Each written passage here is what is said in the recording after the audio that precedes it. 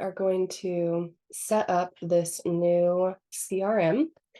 And basically we're starting from scratch. That way you can kind of walk alongside me as I go. So first things first, we're going to check and make sure our settings are correct. So we're going to come down here. We're inside of our account in DallowryFlow. We're going to come all the way down to settings. And we're going to look at our business profile, make sure that all those settings are accurate. So we've got the logo loaded. That's great. We do have the correct email address. This business phone number is actually not correct because we've purchased a phone number here. I highly recommend this because then it is not your phone number that you're having to call from. So we're going to copy actually this toll-free number. We're going to come back and we're going to paste that in there. The other thing I'm going to make sure of is that that toll-free number is the default, which it's not. So we need to reset this to the default. Now, I recommend you have one local number, one toll-free number.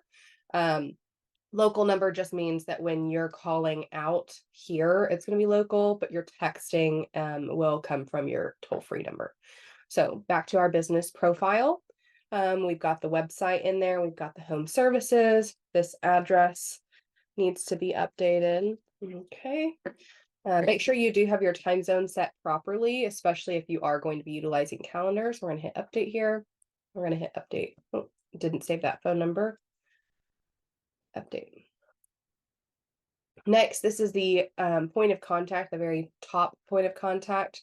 Again, this phone number, really, we want to use this secondary phone number here because we don't want our personal numbers being attached to any emails or anything going out. So that is where you're going to utilize this second number. Business profile. We'll come down here, paste and update.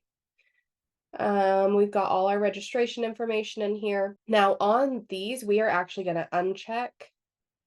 I confirm I've discussed. I confirm I ensure. I confirm I ensure. Disable opt-out. And we're going to hit confirm. And I'm going to teach you how to build out your unsubscribe information.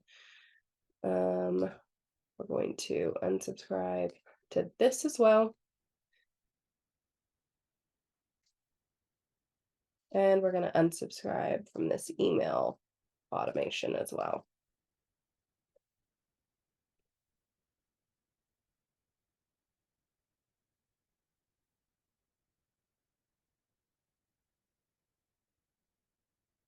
Okay, now that all three of those are gone, let's go set those up before we forget.